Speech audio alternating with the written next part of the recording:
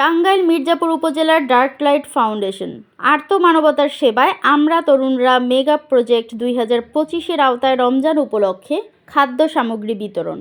Dark light ফাউন্ডেশনের পক্ষ থেকে পবিত্র মাহে রমজান উপলক্ষে অসহায় দরিদ্র মানুষের মাঝে ইফতার ও খাদ্য সামগ্রী বিতরণ করা হয়েছে।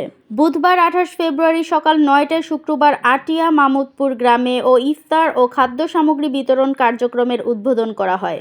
এ সময় উপস্থিত ছিলেন ডার্ক লাইট ফাউন্ডেশনের প্রতিষ্ঠাতা পরিচালক ইমরান আল মামুন, সিনিয়র সহসভাপতি মোহাম্মদ মুমিন মিয়া, সহসভাপতি আলী হোসেন, সাধারণ সম্পাদক মিরাজ হোসেন, সিনিয়র কার্যকরী সদস্য মনির, কার্যকরী সদস্য জাহাঙ্গীর আলম, কার্যকরী সদস্য হাফেজ মাওলানা মুসা হোসেন প্রমুখ। সকলের সাথে নিয়ে 20 জন অসহায় ও দরিদ্র মানুষের মাঝে ইফতার সামগ্রী দিয়ে বিতরণ কার্যক্রমের শুভ উদ্বোধন করেন। প্রতিষ্ঠাতা পরিচালক ইমরান আল মামুন বলেন, ডার্ক লাইট ফাউন্ডেশনের মাধ্যমে এমন কিছু অসহায় দরিদ্রদের মাঝে ইফতার সামগ্রী বিতরণ, ইফতার পেয়ে অসহায় পরিবারগুলো অনেক উচ্ছ্বাসিত।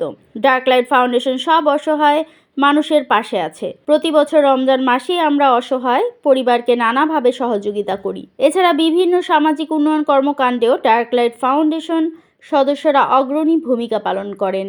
আমরা এ ধারাবাহিকতা রক্ষা করতে বদ্ধপরিকর। দৈনিক আজকের বাংলা .net